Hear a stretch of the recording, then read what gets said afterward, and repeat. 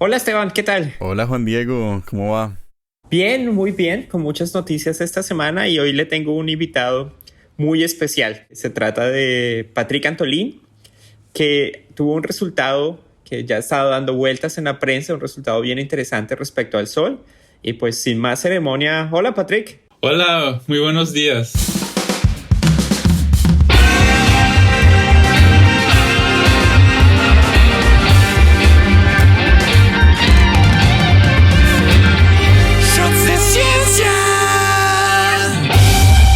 Hola Patrick, ¿qué tal? ¿Cómo estás? Muy bien, gracias, muy bien. Por aquí una mañana lluviosa como para variar aquí en el Reino Unido. Pues es curioso que tú hagas astrofísica solar en el Reino Unido donde difícilmente se ve el sol. Totalmente de acuerdo. Sí, por fortuna Europa no está tan lejos y lugares como las Islas Canarias con esos telescopios maravillosos son accesibles. Claro. Eso de pronto ayuda como al misticismo, tenerlo oculto lo hace más atractivo quizás. Sí, quién sabe.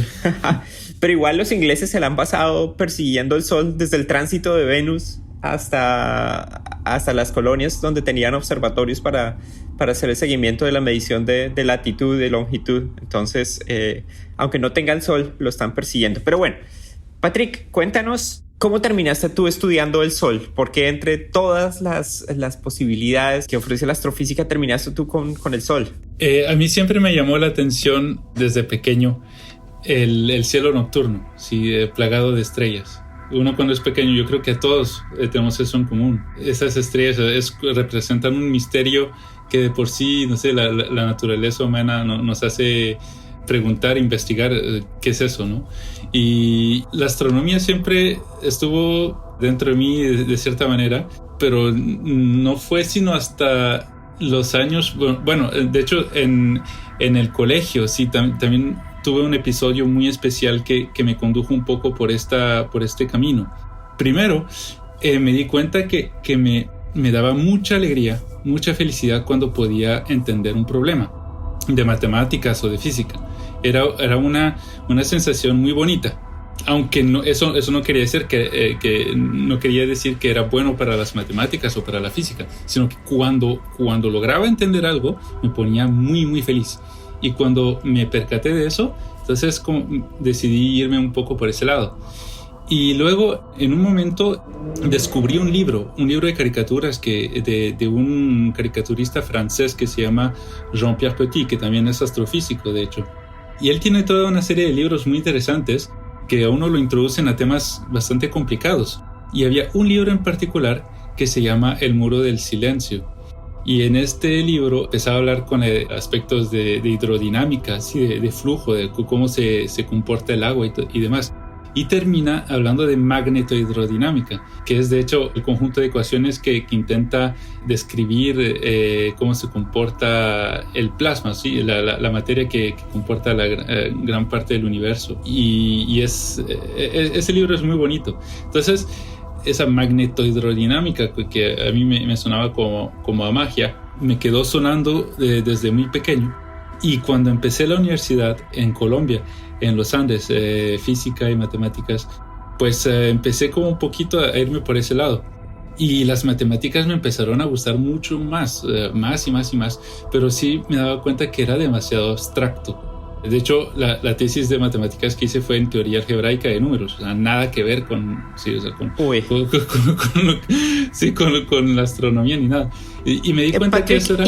Sí. ¿Cuándo te diste cuenta, si puedes señalar como un momento en que dijiste, uy, no, la matemática, no, ¿te pasó algo en particular? ¿Cuándo como dicen en México, cuándo te cayó el 20 que la matemática no era lo que querías hacer? Sí, justamente ese aspecto abstracto se me hizo demasiado egoísta.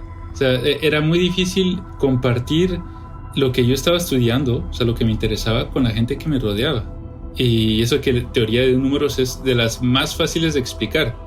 Entonces decidí irme por el lado de la física. Pero también por el lado de la física, de la astronomía, también hay cosas súper abstractas, ¿sí? O sea, por ejemplo, cosmología, todo eso es hasta más matemáticas que física. Entonces... Sí, por eso te iba a decir que sí. Era muy abstracto matemáticas y te metiste a la astrofísica. Sí, pero por fortuna, durante el último par de años en la universidad, entré en contacto con la física solar. Bueno, y también en gran parte gracias a mi supervisor de tesis en ese momento, Benjamín Ostra, que él siempre estuvo dando cursos sobre el Sol en la universidad. Entonces yo los tomé todos y me encantó. Y me di cuenta que justamente la física solar es astronomía, es astrofísica, pero está más ligada a la Tierra. ¿Sí? Estamos mucho más en contacto con esa rama. Es mucho más fácil identificarse con eso y, ¿sabes? Explicar a la gente que nos rodea de qué se trata y todo eso. Y es, en fin, una puerta hacia otras ramas de la astrofísica. Entonces, por eso fue que decidí irme por ese lado. Pero entonces, Patrick, digamos que tú llegas a una reunión familiar y te encuentras con tus tíos o tus primos que no hacen astronomía solar. ¿Qué les dices tú? ¿Qué haces? Cuando te dicen, llegó Patrick, ¿tú qué haces? Sí, pues muchas veces me preguntan que cómo está el sol hoy, ¿no? Y pues de hecho sí, o sea, cada día el sol cambia. Es todo un reto, poder explicar lo que uno hace, lo que uno estudia en detalle con la gente que lo rodea, con la familia y los amigos.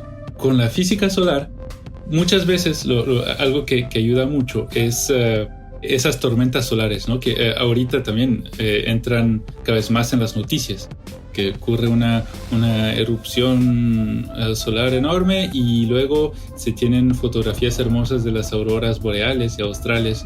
Entonces, o sea, ahorita estamos como tenemos una idea mucho más clara que el sol está ahí y tiene un efecto sobre nosotros, ¿sí? Y bueno, y obviamente no falta la pregunta del cambio climático. Es que el sol tiene algo que ver con el cambio climático. Entonces, y bueno, uno utiliza eso también como para introducir otros temas más importantes. Claro. Pues Patrick, es bien interesante porque no eres el único colombiano que está trabajando en el sol. A mí me ha tocado encontrarme, primero, fue muy curioso porque nosotros nos dejamos de hablar durante un tiempo y yo escuché de Patrick en una conferencia en homenaje a un científico francés que se llama Jean Aver. Y entonces Jean Aver, cuando falleció, él dejó en el testamento que él quería organizar una conferencia en la cual reunieran a científicos jóvenes y científicos mucho más maduros, no voy a decir viejos, veteranos. Y entonces todos los días había comida. Eso era una maravilla. Había comida el primer día, queso y vino. El segundo día había postres. Y el tercer día había comida en un restaurante alsaciano, que era la comida favorita de Jean Aver. Y la comida alsaciana es muy similar a la alemana. Imagínense salchichas y repollo, y ese es repollo madurado y todo eso. Y yo me senté en una mesa, porque las mesas todas tenían los nombres ya, o sea, no era que uno se pudiera sentar con los amigos. Igual yo no conocía a nadie de física solar y me tocó sentarme enfrente de uno que después llegué a entender era uno de los directores de la Agencia Espacial Japonesa. Y me dijo, ¿cómo se llama? No me acuerdo del nombre, Patrick, pero después me dijeron que él era el PI de uno de los satélites que tú utilizaste para tus estudios, de Hiromi, de Hinode. Y entonces, pues yo le dije, no, y tú, cuando me dijo, ¿y tú de dónde eres? Yo, no, soy colombiano. Yo conozco 2 colombianos, Andrés Muñoz y Patrick Antolín. Sí, esto me lo contó. Yo me encontré con esta persona. Espera, sí, y él me lo comentó después. No, espera, ¿será Tsuneta? Puede ser, pero primero, pues la sorpresa, porque esta es una de esas personas que usualmente hubiera sido muy difícil hablar con ellos, pero pues gracias a Jean Aver y su familia, pues terminamos sentados en la misma mesa y terminamos hablando de cine, de Godzilla, porque le encanta Godzilla, que es uno de mis temas favoritos. Y me contó lo que estabas haciendo, que en esa época tú estabas haciendo el doctorado en Kioto. Ok, sí. Entonces fue hace un resto. No, pues esto fue hace 2014. Entonces te quería preguntar, Patrick, tú llegas a hacer el doctorado y pues generalmente uno cuando llega a hacer el doctorado pues como que está a la expectativa, o tú ya sabías que querías trabajar en lo que eventualmente encontraste, en esas nanofulguraciones de las que vamos a hablar en un ratico. Tú cuando comenzaste a trabajar en eso, como nos contaste en el 2014, ¿cuál fue la motivación para meterte en eso? En ese momento yo ya estaba investigando desde hacía rato la corona solar. Y de hecho desde mi tesis de pregrado en los Andes empecé a investigar en el tema. Luego fue en Japón cuando empecé en serio con mi supervisor Kazunari Shibata. Es increíble lo que sabe ese señor. Y de hecho él se está jubilando este año. Entonces eso fue en el 2004. Sí, hice la maestría ya y el doctorado lo terminé en el 2009 en Kioto. Y entonces desde ese momento empecé a investigar ciertos temas. Pero es que, o sea, en la corona solar, la física de la corona solar es muy rica. Sí, hay muchísimos temas distintos en los que uno se puede concentrar. Entonces estuve investigando sobre ondas magnéticas y uno puede también hacer simulaciones y observaciones. Pero entonces fue en verdad desde el 2004 en que me empecé a ir en serio por ese camino de investigación y ahí fue cuando empecé a leer sobre Parker, sobre las nanofulguraciones. Pero entonces demos un paso atrás. Esteban, resulta que el Sol tiene un misterio que lo rodea desde hace 80 años.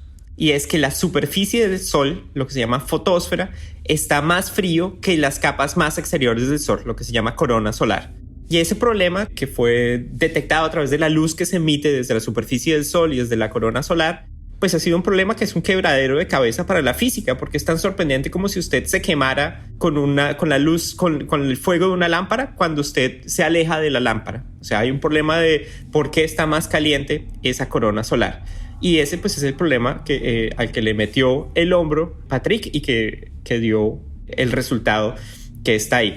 Entonces, Patrick, cuéntanos cómo se discute este problema del calentamiento de la corona solar. ¿Ese es como un sagrado grial en la física solar o era más un problema al que nadie le metía el diente porque era muy complicado? Sí, es un sagrado grial. Y de hecho, me gustaría que hubiese otra expresión porque que incluya otras religiones, ¿no? pero sí, es que prácticamente todas las misiones espaciales que quieren estudiar al Sol se ponen en los hombros la misión de resolver este problema. O sea, y dicen, nosotros vamos a resolver este problema. Y nadie lo hace. Cada misión desde los años 70 o más o menos quiere hacer eso. Y es que es supremamente complicado. Entonces, como bien mencionaste, la corona solar es centenares de veces más caliente que la superficie. ¿Sí? La superficie está a unos 6,000 grados y la corona está en el rango de los millones de grados. Y el problema, lo complicado es que, o sea, de hecho no se necesita tanta energía para calentar la corona. La corona es un gas supremamente tenue, creo que se dice. ¿Cómo es que? Sí, tenue, sí. Tenue, sí, de hecho la densidad es mucho menor que el mejor vacío que podemos crear aquí en la Tierra. Pero ahí está el complicado del asunto, porque nosotros estamos acostumbrados a pensar que para calentar se necesita, por ejemplo, colisiones, ¿sí? Se necesitan colisiones entre los elementos, los átomos y todo eso para calentar. Eso es, de hecho, el ingrediente básico para calentar algo, un gas. Pero con una densidad tan pequeña, ¿cómo es que se logra calentar? ¿Sí? Es un gran misterio. Y ahorita, luego de tantos años de investigación, pues se sabe que la clave del asunto está en el campo magnético. El campo magnético del Sol es supremamente complejo. Ese es otro misterio del Sol, cómo se crea el campo magnético. Pero el campo magnético ahí está, inunda todo alrededor del Sol. O sea, la corona solar es magnética. La corona solar, de hecho, es un reflejo de la actividad magnética. Si no existiese el campo magnético del Sol, no habría corona. Entonces, sabemos que de alguna manera el campo magnético está dando su energía, se está transformando la energía magnética en energía térmica, pero no sabemos cómo es eso. Patrick, ¿y nos podrías contar qué es la corona? Sí. De hecho, ahí empezó uno de los grandes resultados de Parker. Parker tiene muchísimos resultados súper importantes en física solar y uno de esos es el viento solar. Si no estoy mal, creo que fue en el 58, bueno, por ahí, o a principios de los 60, justo antes de que se detectara, de que se mandara una sonda al espacio orbitando la Tierra y que se detectara el viento solar. Parker mostró que las condiciones que se dan en la superficie del Sol esas condiciones llevan a un viento a un flujo de partículas continuo que se expande por todas partes. En otras palabras, el gas que conforma la atmósfera del Sol, alrededor del Sol, no está en equilibrio, siempre se escapa, digamos. Y de hecho, esa prueba, ese artículo, cuando lo mandó Parker, fue rechazado por la comunidad porque era demasiado innovador, ¿sabes? Demasiado loco para esa época. Perseveró y al fin aceptaron ese artículo. Y luego, como 1 año o 2 años después, fue confirmada la teoría con una de estas sondas. Entonces, ese viento solar hace parte de la corona solar. Nos dimos cuenta que muchos de los planetas, inclusive la Tierra, estamos adentro de ese flujo de partículas, estamos adentro de la corona solar. Y eso es somos como una cometa en Villa de Leyva en tiempo de viento. En agosto. Sí, en agosto. Estamos a merced de todo ese flujo de partículas, de ese viento, y así como el viento aquí en la Tierra, hay veces en donde fluctúa. Que fluctúa muchísimo, sí, y esas erupciones, famosas erupciones solares, es una parte del viento solar, donde hay una cantidad de partículas súper energéticas que nos bombardean a cada rato. ¿Y entonces eso quiere decir que corona y viento solar es lo mismo? Es otra cara de la moneda, sí. O sea, es más o menos como una atmósfera, pero que no se queda solo alrededor del Sol. Exacto, sí. Pero de hecho, la corona solar también uno puede pensar que tiene diferentes partes. Y una de las partes más interesantes es esa parte que está más caliente, ¿sí? Mientras uno se aleja más del Sol, la temperatura va disminuyendo poco a poco. Y aquí a niveles de la Tierra está por ahí en los 100,000 grados, más o menos. Pero cerca del Sol, cerca siempre es relativo, ¿no? O sea, a unos centenares de miles de kilómetros del Sol está al ladito. Ajá, la temperatura está en los millones de grados. Y ahí el campo magnético es sobre todo en base a bucles. O sea, tiene forma de bucles, así como de esos que se ven en las fotografías de los satélites de la NASA. Hay arcos, hay bucles por todas partes. Sí, eso es el campo magnético del Sol. Cerca al Sol es sobre todo así. Y esos son los que están supremamente calientes. Y esos son, digamos, si uno logra entender cómo se calientan esos bucles, prácticamente queda resuelto el problema de calentamiento de la corona solar. ¿Y qué son esos bucles? Sí, es una manifestación del campo magnético. Así como un imán, tú tienes lo que se llaman líneas de campo magnético que tienen polo negativo y positivo. Entonces, imagínate un imán, entonces tienes esa forma de dipolo, las líneas que salen del polo por abajo y entran por arriba en el polo. Así como la Tierra también tiene un dipolo magnético, que lo llamamos magnetosfera, y nos protege de todas esas partículas del Sol. Y entonces, asimismo, en el Sol tenemos eso, pero a escala también más pequeña. Hay bucles que salen de la superficie del Sol, pero igual están anclados a la superficie del Sol. Entonces, puedes imaginarte también un pequeño imán, pero con los dos pies del bucle no tan lejos uno del otro, y uno siendo positivo y el otro siendo negativo. Pero es súper importante tener en cuenta que todos esos bucles están anclados en la superficie del Sol, ¿sí? Y esa superficie del Sol es súper dinámica. Está siempre sujeta a movimientos que se llaman de convección, así como los de la olla. Cuando está hirviendo, el agua sube y baja, sube y baja. Esos movimientos que se llaman la granulación en el Sol están constantemente inyectando energía en el campo magnético. Entonces puedes imaginarte así como barcos que están atados con una soga al muelle, ¿sí? Esa soga es el campo magnético, y el barco está en el mar, que es la superficie del Sol. Y imagínate que hay una tormenta. Entonces, a cada rato esa cuerda se está destrozando, ¿no? O sea, porque está sujeta a mucha tensión.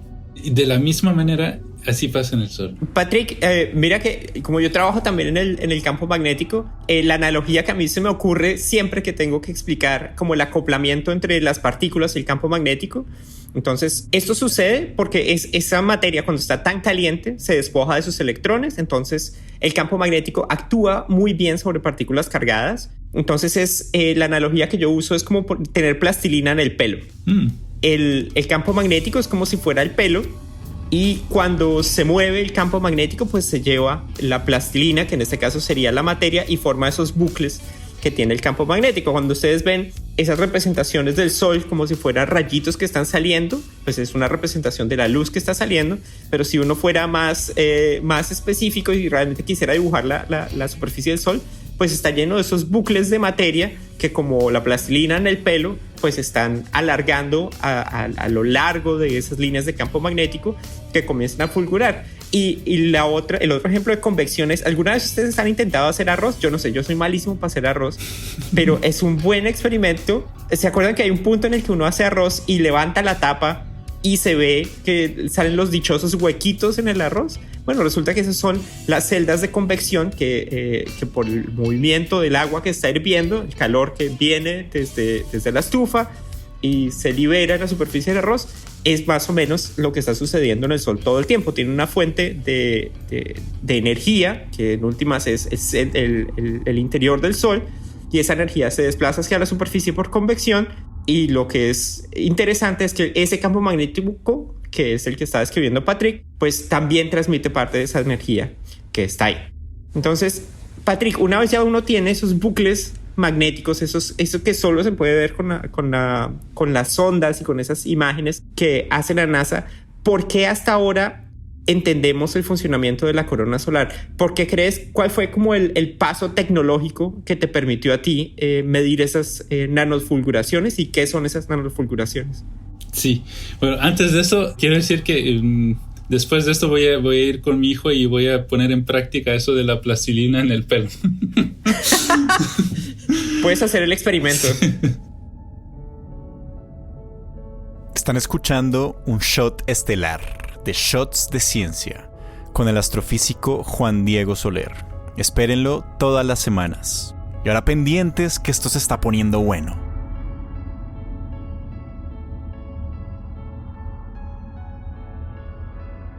Mi nombre es Patrick Antolín. Tobos es mi apellido colombiano. Soy francés por el lado de mi padre y colombiano por el lado de mi madre. Me identifico sobre todo con Boyacá, tal vez por la comida tan rica que proviene de ahí. Y soy astrofísico, y en particular físico solar. Me fascina todo lo que es el cosmos, pero me encanta sobre todo tratar de entender nuestra estrella, el Sol.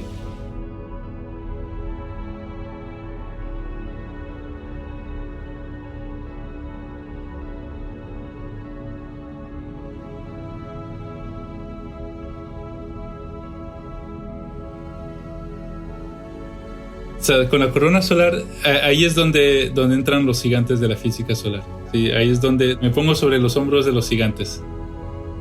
Y uno de esos es Parker. Pero esta vez, en los 80s, hipotetizó que en la corona solar, en el campo magnético de la corona solar, como está siempre atada a todos estos movimientos de convección en la superficie, si está siempre cargada de energía, hipotetizó que ocurrirían en todas partes de la corona solar pequeñas liberaciones de energía en los bucles debido a lo que se llama el mecanismo de reconexión magnética. Entonces puedes pensarlo como que hay un límite para esos campos para almacenar energía, o sea, así como una telaraña que se tensa mucho y llega un punto en el que se rompe, o un elástico con el que estás jugando y que estás torciendo y en algún momento o lo sueltas o esa cosa se rompe y igual se desenvuelve, ¿sí? De la misma Patrick, manera, ese sí. ejemplo de los cauchos para la reconexión magnética no es mío. Yo lo usé en el artículo en el que describí tu resultado en El Espectador, pero ese ejemplo de las ligas es de un físico teórico que se llama Alex Lazarian. Ajá. Y Alex Lazarian es curioso porque yo le dije alguna vez en broma a Alex, aunque no la tomó muy bien, que él tuvo que resultar con el ejemplo de los cauchos porque él es calvo, entonces no puede tener el ejemplo del pelo que se rompe con los campos magnéticos. Entonces lo que hace él toma un caucho de oficina, como lo pueden tener ustedes, y lo pone entre las dos manos y lo comienza a hacer una bolita con el caucho y luego lo deja ir. Si ustedes hacen este experimento en la oficina, pues ese caucho les va a saltar. Es como si la tensión del caucho dijera, ok, ya no me joda más, ya deje de torcerme. ¡Pum! Voy a sacar la energía que tengo ahí acumulada. Entonces, es el ejemplo, pero de nuevo, y con todas estas analogías que estamos haciendo, hay que tener cuidado porque estamos hablando de plasmas, estamos hablando de partículas cargadas. En últimas, esos son como ejemplos que tenemos para entender lo que está sucediendo. Pero por eso, y ahí está el genio de Parker y pues el gran trabajo de Patrick, y es que estas vainas son jodidas de entender cuando pasan en el universo. Sí. Claro. Y siguiendo con esa analogía de los cauchos, si uno los estira tanto hasta que se rompen en términos magnéticos, ¿quiere decir que se dividen? Sí, esa analogía es muy difícil de hacer aquí en la Tierra porque no la vemos, no existe. O bueno, hasta ahora no he encontrado un ejemplo que funcione. ¿Y no podría ser como con burbujas de jabón, que uno las puede partir y dividir en dos? Pero puede ser. Pero está acompañado de una liberación de energía bien violenta. Y de hecho, lo que Patrick encontró en esas nanofulguraciones, que es como un reflejo de esa reconexión magnética, es algo que nosotros hemos buscado por décadas también en las nubes moleculares, porque resulta que si usted tiene campo magnético, eso le va a impedir que haya colapso gravitacional en las nubes a partir de las cuales se forman estrellas. Y siempre que hay alguna reunión de formación de estrellas y se habla de campo magnético, siempre, y les digo siempre, alguien dice, ay, pero no hay reconexión magnética, pero vaya y mídala. Entonces, incluso en otros plasmas distintos al Sol, es jodido encontrarla. Y en la Tierra, pues simplemente no existen las temperaturas para que haya esos fenómenos de reconexión magnética. Entonces, toca ir hasta el Sol para encontrarla. Sí. Sigo un poquito el relato de Parker. Él dijo que estos fenómenos de reconexión, coge el caucho, sí, como córtalo y ata, cambia las partes de tal forma a que ya quede desenredado. Sí. Esa es la reconexión magnética. Él hipotetizó que eso ocurriría en todas partes de la corona solar, pero a escala tan pequeña que sería imposible detectar. Teóricamente, o sea, se estima que la liberación de energía puede en verdad, o sea, puede ocurrir sobre todo a escalas de metros o máximo kilómetros, ¿sí? Eso estamos muy lejos de detectar ese tipo de escalas en el Sol. No tenemos esos telescopios por ahora. Entonces, en los 80s, todo era muy teórico, ¿sí? No existían esos instrumentos tan avanzados que tenemos hoy. Y entonces eso quedó como una hipótesis, ¿sí? Esa es una de las dos grandes hipótesis de calentamiento de la corona solar, la reconexión magnética. Y en cada fenómeno de reconexión, entonces se da una de esas nanofulguraciones, una pequeña liberación de energía. Luego, el gran problema es que a medida que se fue desarrollando la tecnología y con ella la resolución de los instrumentos, podemos detectar destellos muy pequeños de tipo nanofulguración. Pero ahora el gran problema es que de todas las teorías de calentamiento que han surgido, todas estas pueden también explicar ese tipo de liberación. No existía una herramienta, una manera de discernir, de discriminar entre todas esas teorías. Y sin eso no se puede resolver el problema de calentamiento. Sí, o sea, todo queda a nivel teórico. Y bueno, a fin de cuentas, entonces que en las observaciones cómo distinguimos las manzanas y las naranjas, no se puede. Entonces ahí es donde entra este estudio. Fue una coordinación de 3 instrumentos. Uno es, y el más importante de todos, es IRIS, que es un instrumento de la NASA, un satélite de la NASA. Luego está SDO, que también es de la NASA, y el satélite japonés Hinode. Bueno, estos se coordinaron, observaron al tiempo y observaron, eso sí, esa observación es un tesoro. Las condiciones son perfectas. Se observa un bucle que al principio, un bucle de estos magnéticos, que al principio está frío. A pesar de que hace parte de la corona solar, está a alturas de la corona solar, está frío. O sea, frío es relativo, 60.000 grados. Pero luego se observa una serie de destellos de tipo de estos de Parker, nanofulguraciones. Pero lo más importante es que estos destellos vienen acompañados de pequeños jets que nosotros llamamos nanojets, que nunca antes habían sido observados. Y entonces ocurren estos nanojets, ocurren todos estos destellos, así como una especie de avalancha. Primero ves un par y luego todo eso se extiende por todo el bucle, y el bucle se ilumina, se prende esa cosa y se calienta a los millones de grados. Yo cuando vi eso, de hecho yo descubrí esa información en el 2014, pero no sabía qué era lo que significaba. ¿Qué es esto? O sea, es súper curioso. Tenía una intuición de que sí, esto tiene que ser importante. Pero entonces ahí guardó polvo hasta que al fin pude concentrarme, y pues armé un equipo de trabajo y nos pusimos a la tarea de entender qué era esto. Y pudimos explicar de manera satisfactoria que estos destellos corresponden exactamente a los que Parker había hipotetizado en los años 80.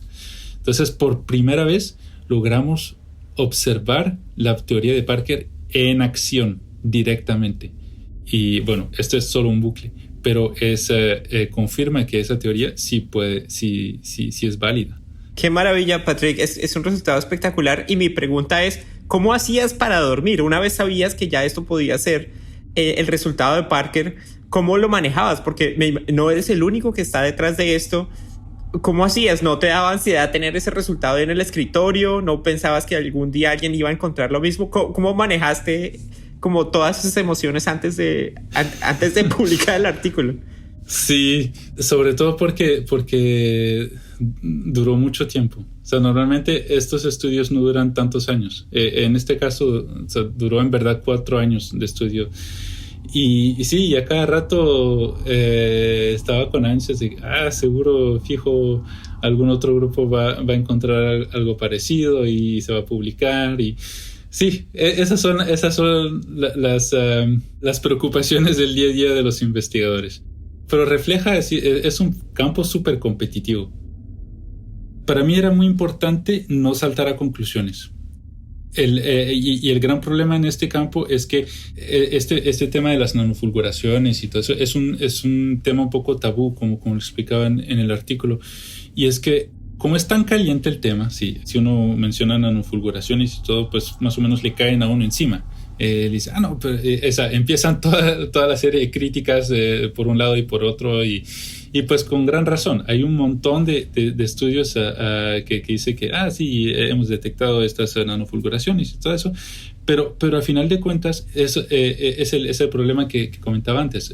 Todos estos estudios no lograban identificar de manera satisfactoria de que esos destellos eran en base a reconexión magnética, en base a la teoría de Parker. Entonces fue poco a poco. De hecho, yo me especializo mucho en ondas magnéticas, y la disipación por vía de ondas es otro tema súper complicado, y ese fue el tema al principio. O sea, ¿será que se puede explicar con esto? Y entonces empezamos a investigar, a tener la mente abierta, a ver si existía una manera de explicarlo mucho más simple. Pero a medida que fue avanzando el estudio, se volvía obvio de que no. Esto era una nanofulguración de tipo Parker. Y sí, y esa interpretación, ¿sabes? No fue sino hasta el final, hasta justo también con la lucha con los referees de Nature. O sea, al principio, en la primera versión del artículo no era tan directa como ahorita. O sea, mencionábamos nanofulguraciones de Parker, pero era de manera un poco más indirecta. Y luego ya con la lucha de los referees y todo, ahí pues más o menos se destapó todo. O sea, dije, no, o sea, vamos sin pelos en la lengua. Esto es esto. tiene que ser esto, o sea, lo hemos demostrado, sí. Y pues también teníamos simulaciones numéricas que daban soporte a nuestra interpretación y todo. Entonces, pues sí, por fortuna pudimos convencer a los referís, pero fue una larga batalla. Yo me imagino, Patrick. ¿Y cómo fue el día después? O sea, ya el lunes hiciste la nota de prensa, apareció en medios, apareció en NASA, apareció en los press releases de Nature, que es la revista más prestigiosa de resultados científicos, no solamente en astronomía. ¿Qué te llegó al correo? ¿Te cayeron de una vez o has estado en comunicación? ¿La prensa? ¿Preguntas? ¿O quién? No. La comunidad de astrónomos. No, pues... La prensa sí te cayó, yo te la mandé. Sí. No, pues yo creo que esa es una pregunta aún abierta. O sea, hasta ahora el resultado ha sido súper positivo. Ha tenido muy buena acogida hasta el momento, pero con la ciencia las cosas van despacio. ¿Quién sabe? Es muy difícil prever qué es lo que va a pasar. Oigan, y volviendo al tema, ¿qué es lo que es una reconexión? Sí. ¿Y qué son las nanofulguraciones? Sí, eso es complicado. Sí, pero o sea, es un poco lo puedes entender por medio de esta analogía del caucho. El hecho de que el caucho se quiere desenmarañar, ¿sí? por cuenta propia. O sea, muestra sí, que ahí hay energía almacenada, ¿sí? Hay energía almacenada y ese sistema quiere, como digamos, tiende quiere estar en equilibrio, ¿sí? Tiene demasiada energía, ¿sí? O sea, quiere estar desenmarañado. Quiere estar desenmarañado, sí. Sí, Esteban, de pronto la mejor analogía es la siguiente. Si algo estaba calentando la corona solar, pues era esa transformación de energía magnética en energía en calor, que en últimas aumenta la temperatura de la corona solar. El chiste es usted cómo ve ese momento en el cual está calentando, o sea, ese instante en el cual usted transforma de una forma de energía que no vemos con el telescopio, porque ver el campo magnético es bien jodido. Lo vemos pues en los arcos, lo inferimos, pero usted no es que tenga una brújula ahí, no es que tenga un magnetómetro que le diga el campo magnético cambió, no. ¿Cuál es la forma de ver ese proceso que, como Patrick lo está describiendo, es complicado? O sea, estamos hablando de algo que requiere matemática que pues es de respeto, y este ejemplo del caucho pues es bien simpático, pero pues esto es matemática de alta turma. Que entonces es ¿cómo carajos ve uno una transformación de energía de esa manera? Entonces, imagínese que usted se va a jugar tejo. ¿Usted cómo sabe que hizo mecha? Pues porque suena el tote y se libera calor. Básicamente, usted lo que está buscando es un observable de un fenómeno que en últimas puede estar sucediendo ahí, pero no lo podía ver uno, o porque no tenía resolución. Entonces a resolución me refiero, pues no se podían ver las escalas que están sucediendo ahí. Imagínese que usted ve ese campo de tejo y lo está viendo. Primero, no tiene sonido, porque no puede, digamos, en este ejemplo no puede escuchar la mecha, y es miope, entonces no puede ver dónde está toteó la mecha. Entonces ni idea. Sí, no hay forma de saber ni siquiera si hay una mecha. Exactamente. Entonces, básicamente vimos la mecha que toteó, y el observable fue a través de la luz que registraron esos 3 telescopios espaciales que utilizó Patrick. Básicamente vimos hacer mecha en el Sol. Esto es un tejo astronómico. Oigan, ¿y por qué ese nombre, nanofulguración? Sí, es porque hay otro tipo de fulguración que son esas que uno puede ver mucho más claramente, que son las fulguraciones, las famosas solar flares. Ok. Que son eventos súper energéticos, ¿sí? O sea, son los eventos en estrellas que podemos ver directamente más energéticos que existen. Y entonces el nano es porque este tipo de liberación de energía es más o menos 9 órdenes de magnitud menor respecto a esa fulguración. Claro, porque nano es 9 órdenes de magnitud menos que la unidad, como un nanómetro, por ejemplo. Claro, exactamente. Y pues las fulguraciones, de hecho usted no necesita un telescopio muy elaborado para verlas. Si está viendo un partido de James en el Everton o está viendo el Tour de Francia y ve que el satélite tiene problemas, lo más probable es que, si no es un problema técnico y ya sea una fulguración solar que está afectando las comunicaciones. Entonces usted puede registrar sus nanofulguraciones mientras ve sus partidos de fútbol. Ah, ok, entonces fulguración es la traducción de flare en español. Correcto. Exactamente.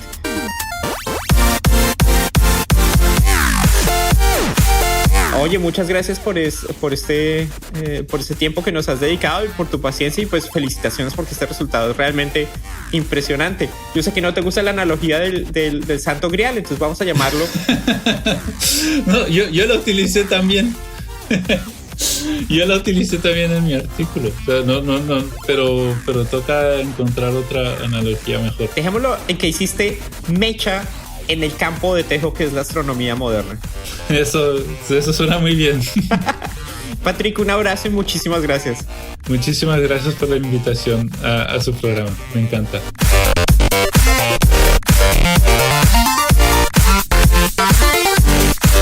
Yo soy Patrick Antolín Tobos y este es Shot Estelar. Yo soy Juan Diego Soler. Y yo, Esteban Pardo, del parche de Shots de Ciencia. Y esto fue un Shot Estelar. Nos vemos la próxima semana.